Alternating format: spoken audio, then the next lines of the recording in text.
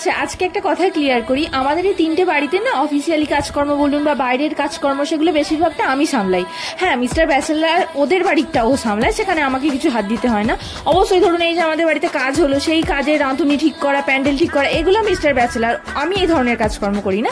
কিন্তু আদার্স বলুন টুকটাক যেগুলো যা আমি সব করি।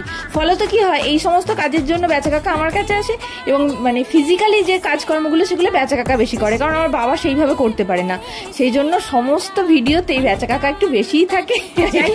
আজকে আমাদের এখানে দুয়ারে সরকার বসেছিল, না দুয়ারে সরকার না, এখন তো আর পাড়ায় সরকার। তো সেখানে আমি, মা, বাবি 3জনেই গেছিলাম, কারণ মায়ের ভরসা নেই আমার আর বাবির ওপরে যে তোরা গিয়ে কিছু বলবি না। তো ঠিক আছে চলো তাহলে, কোনো ব্যাপার না।